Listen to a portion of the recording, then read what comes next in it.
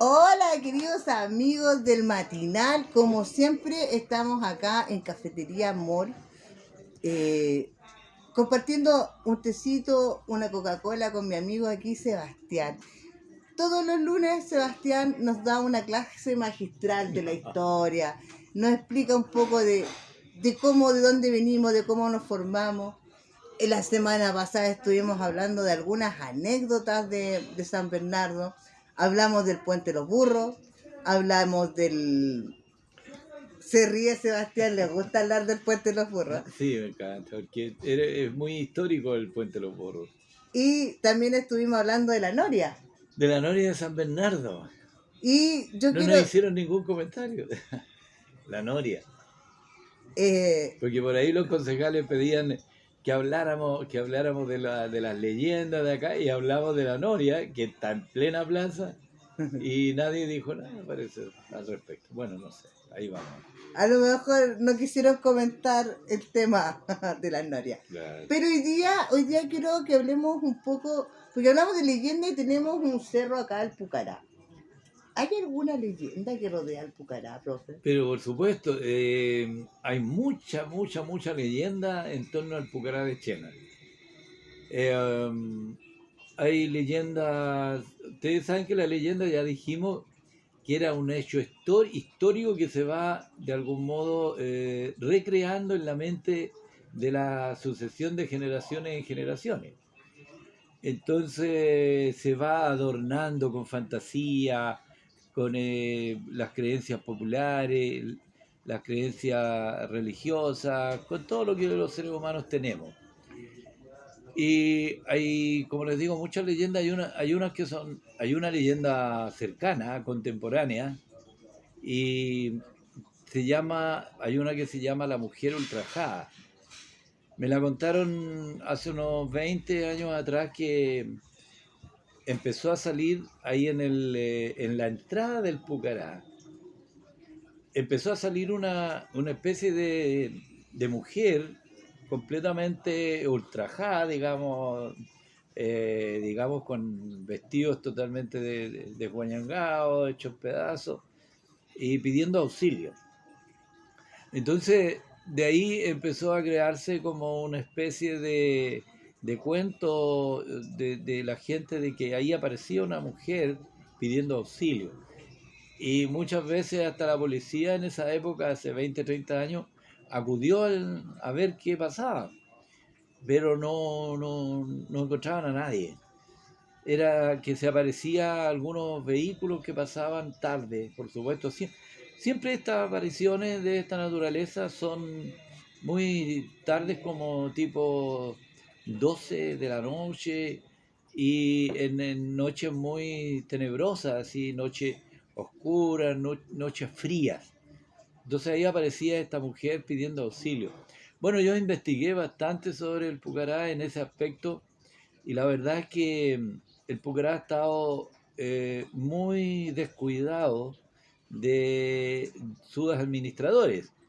Los administradores han sido los municipios, independientes de los alcaldes, digamos, pero sin echarle la culpa a ningún alcalde de las decenas de alcaldes que hemos tenido en estos últimos 50 años, pero no se le ha dado el trato que debiera haberse dado, digamos, y que se hubiera transformado en un centro, digamos, de aprendizaje, un centro de investigación. También en otro aspecto sería un foco de turismo tremendo. Entonces, este abandono ha permitido que muchos jóvenes de madrugada hayan pasado a estos lugares, hoy en día con mayor razón, y más de alguna vez se produjeron algunas situaciones de exceso con respecto a niñas en ese lugar.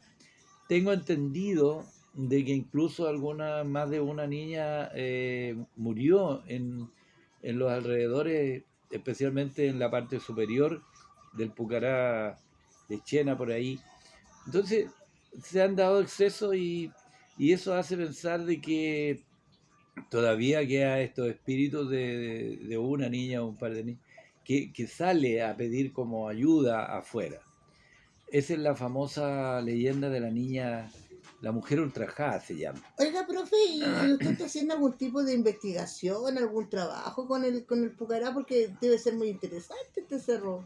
Por supuesto, mira, yo conversando con Rubén Estever, me decía él hace unos días atrás que el Pucará de Chena es un hito en la historia, ¿no es cierto?, de nuestros pueblos precolombinos, de nuestros pueblos originarios, y que con la tecnología que teníamos en estos últimos 50 años, se ha llegado a comprender de que el Pucará de Chena ya no es una fortaleza.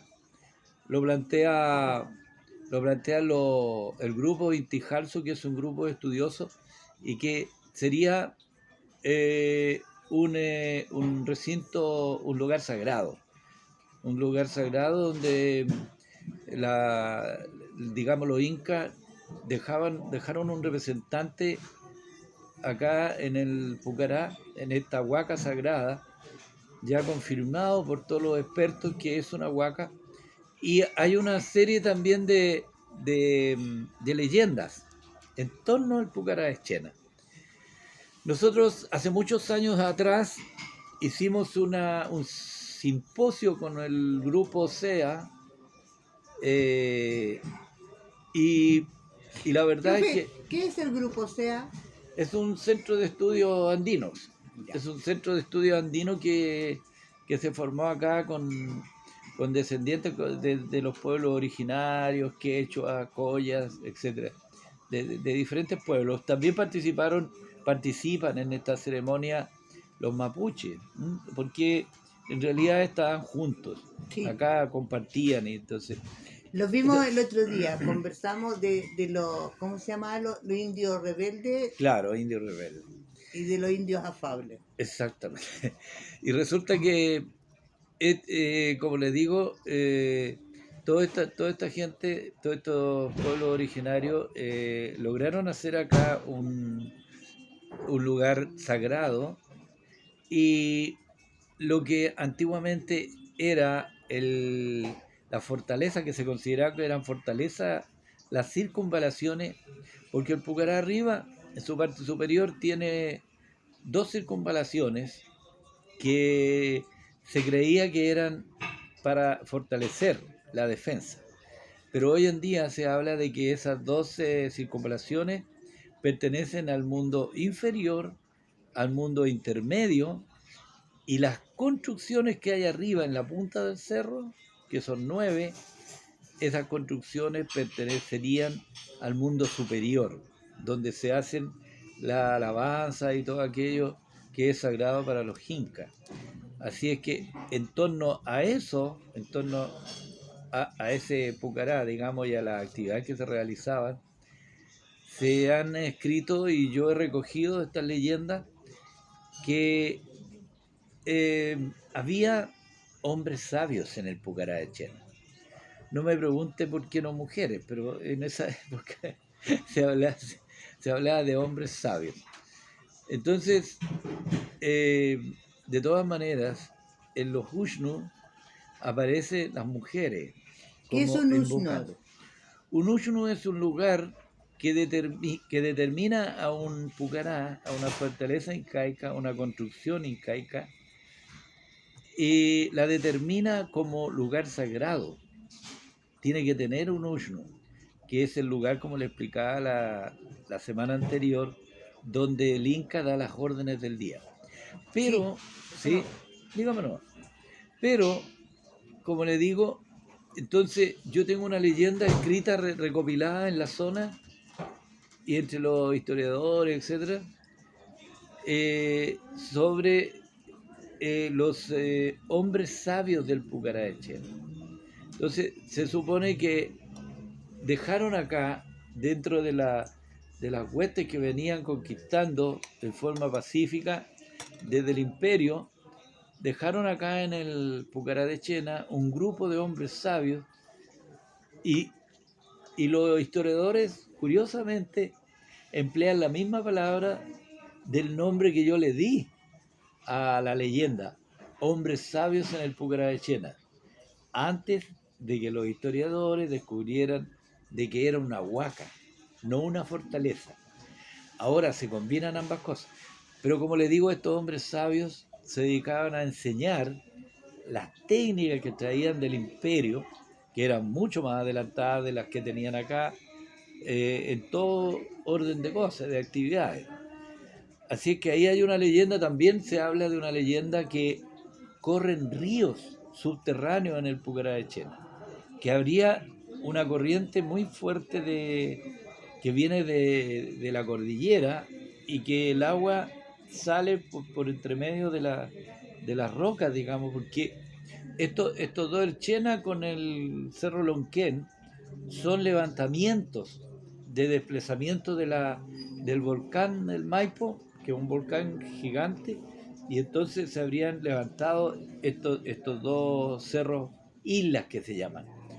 Y por debajo entonces quedaron espacios por donde corre agua, agua muy cristalina, y los incas habrían tenido acceso a sacar agua de esos lugares. De hecho, hay una mina que todavía no sé si está en funcionamiento, pero la cerraron parece, pero había una mina que se llamaba El Álamo, ahí, al lado del Pucarachena, de donde era una mina de cobre. Usted sabe que si hay cobre hay oro también. Entonces, también se cree, hay otra leyenda que habla del tesoro de los incas.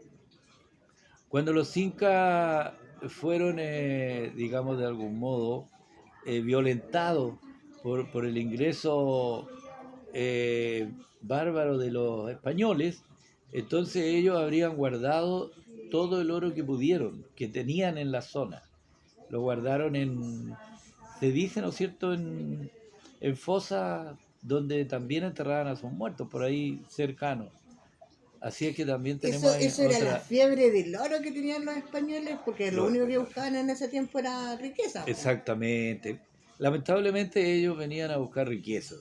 Eso era lo que le pedía los reyes de España, y el último Fernando VII también. O sea, lo que les interesaba a ellos es que fuera productiva la inversión que hacían allá en Europa. Por lo tanto, ahí hay tres leyendas en torno al Pucarachena. Ahora yo tengo otra que a mí me parece que desde un comienzo, usted sabe que yo estudio metafísica, escribo metafísica también.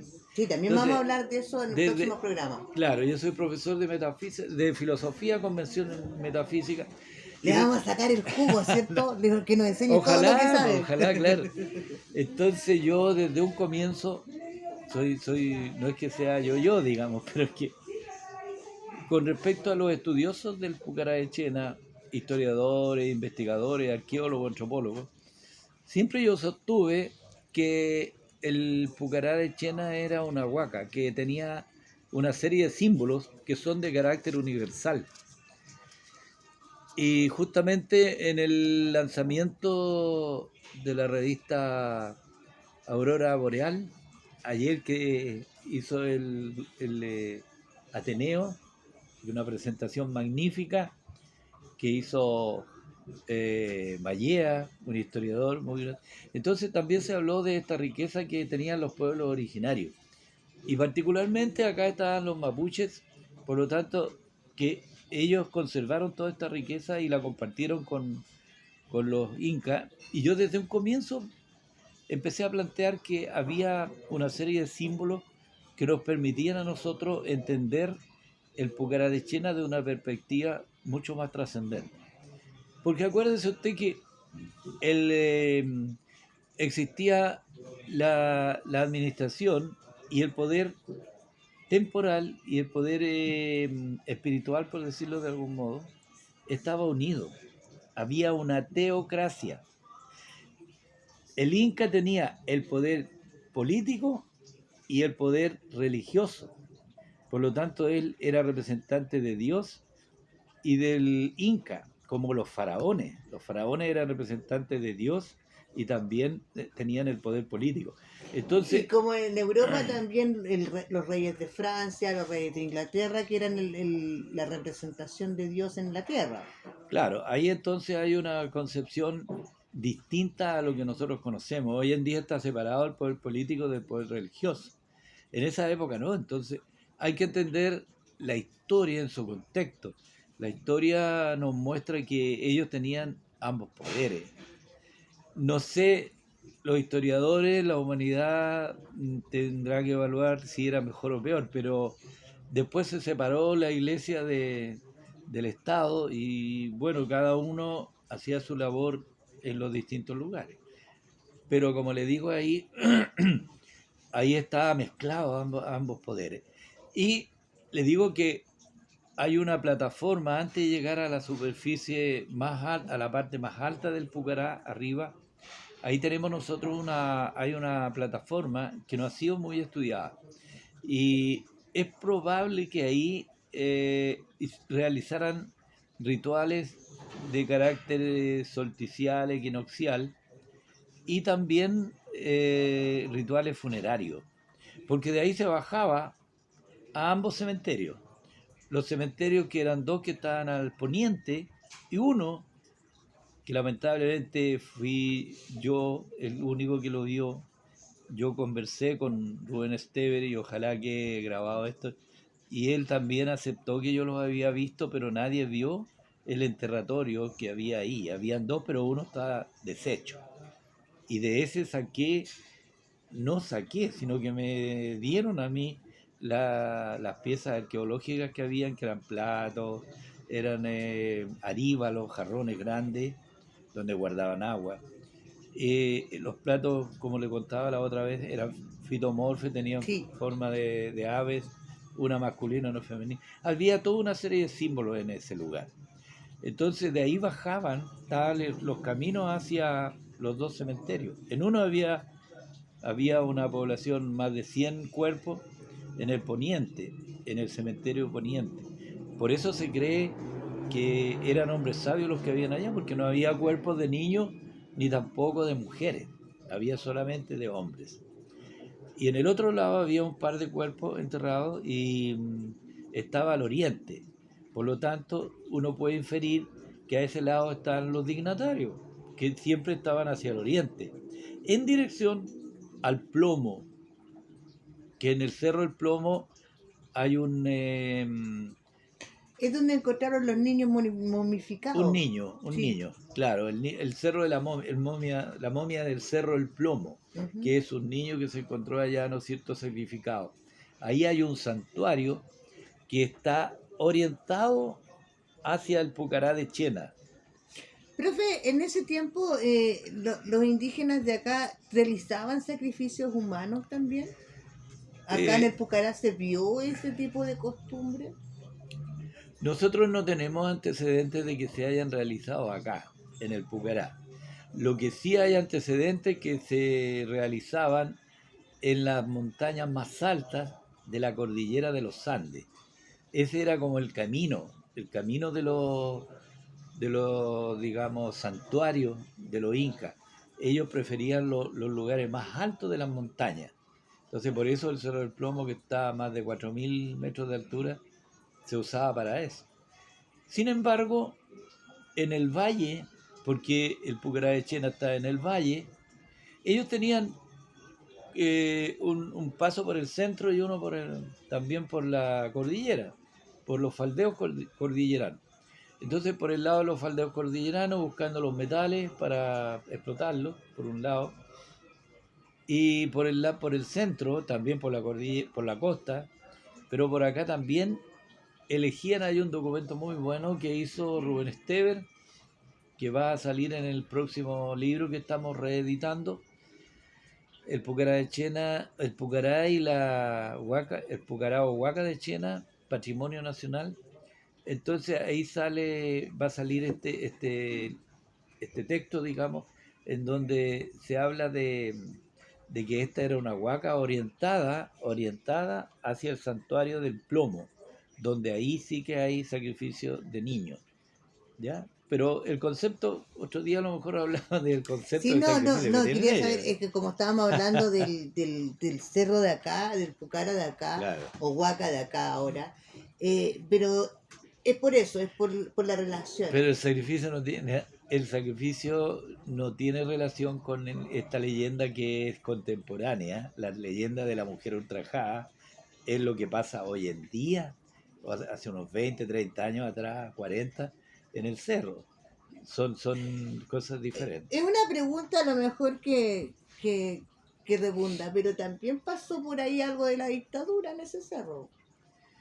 Eh, La La en el verdad no cerro, sé yo, porque yo, la verdad, en honor a la verdad, yo no sé si habrá pasado algo así, pero sí en el Cerro Chena. sí. En el Cerro Chena sé que todavía hay entierros, todavía hay detenidos desaparecidos que no se han encontrado. Pero en el Púcara, propiamente tal, en la Puntilla y en esa zona, yo no tengo antecedentes de que hayan existido. Y tampoco se utilizó en ese tiempo No ese espacio. obstante, sí tengo antecedentes de que sí se hicieron, digamos, actividades con respecto a detenidos desaparecidos en el Cerro Lonquén. Allá sí, yo tengo antecedentes de que cuando recién llegué, hace como 50 años, por ahí la gente hablaba de que se habían encontrado pelos, restos, etcétera, pero eso en el Lonquén. Pero acá en el Pucará no tengo antecedentes de detenidos desaparecidos. Ese Eso. espacio no se utilizó. Qué No, interesante el tema de la historia de la leyenda y de la significación, porque se supone que desde este Pucará o de este Huacá se administraba el día, se administraba lo que se hacía y que pase un río por abajo. ¿No se encontró ese canal subterráneo? ¿No se ha podido tener acceso a él todavía? no, don Hugo Cáceres, que estuvo a cargo del Pucará muchos años, eh, él me contaba de que cuando él estuvo, hace unos 50 años atrás, cuando él estuvo, 40, no sé, él tuvo acceso a ciertos lugares donde se podía sacar agua y él veía correr el agua en el Pucará. Ahora, en la mina del Álamo, que todavía existe, que se puede entrar, que está tapiada solamente la Sí, entrada, yo tuve acceso a entrar y ahí había agua, está en un costado del nororiente del Pucará de Chena está esa mina y todavía creo yo que tiene agua. Pero en esa época, hace 40, 50 años atrás, yo tuve acceso, entré a la mina y había agua, había canales, pequeñas, digamos, acequias chiquititas, donde corría agua. Entonces, agua en la zona había, además de la acequia. Así que, y eso también era muy importante en esos tiempos para poder instalarse, porque el agua era parte de todo, po. exactamente, o sea, el agua era fundamental. Y a propósito del agua, estamos haciendo con Evelyn Recabarren y Robinson Recabarren en la fundación del profesor José Recabarren, estamos haciendo investigaciones de 3 acequias y ahí después un día les contamos por dónde venía el agua y cómo se llamaban las acequias. Ah, hoy ya estamos llegando casi al final. Hoy día hemos estado hablando de las leyendas del Pucará y también un poco misceláneo hablando de los otros cerros y de las costumbres. Profesor, ¿qué se nos viene ahora para la próxima semana? Usted me dijo que íbamos a hablar de personajes y de Sí, personas. sabe que me gustaría hablar de mis profesores. Yo tengo profesores muy extraordinarios, como el profesor Jorge Galdame de filosofía, el profesor Nelson Venega, que es un ícono de la educación y también canta muy bien. Yo lo conocí como profesor y como cantante. Fueron ellos fueron, nosotros fuimos su primer curso en sexto humanidades en el Liceo de Hombres, en el prestigioso Liceo de Hombres de San Bernardo. Ahí Cuando el terminé mi hombre dice enseñanza. prestigioso, ¿quién sabe Sí, qué pasaba ahí? no, echábamos abajo la reja que nos separaba del Liceo de Niñas. Así que Ahí podemos contar También muchas vamos a cosas. contar esas anécdotas, no se preocupen. Ya, pues, no hay problema. Hoy estuvo súper entretenido, súper interesante. Si Ya se usted, pasó la media hora. sí, y Ah, si ya. usted No, quiere está bien. conversar de algún tema o tiene algún tema del cual usted quiere que nosotros investiguemos o algún amigo o similar de acá de San Bernardo que quiera que contemos la historia de donde ellos viven, de alguna casona, acá estamos para eso con Sebastián. Claro. Estamos muy contentos con el programa, estamos muy contentos con el espacio y nos vemos la próxima semana con Oiga, penan. personajes típicos. Penan aquí en la delegación provincial. ¿No No me sabía usted? extrañas. Aquí- Penan y ahí también en la Casa de la Cultura. De Ahí la está, Casa de la ahí. Cultura de Sí. San Bernardo sí sabía que pelaban. Y arriba en la biblioteca. Ah, creo perdón, que también. penan, no que pelaban. Ahí penan, anda la ánima. Así que hay cuentos de eso también. Hay muchos cuentos de eso también. Así que muchas gracias, Sebastián. No, Gracias bueno, a que- todos por. Y recuerde, si quiere que hablemos de algún tema de San Bernardo, alguna historia, alguna casona, Sí, algún familiar de repente que. Aquí que sepa estamos una historia. para eso. Sí. Que estén muy bien Igual y usted- seguimos en el programa de Claro. Conversemos un Café. Llámenos, díganos cómo es el programa.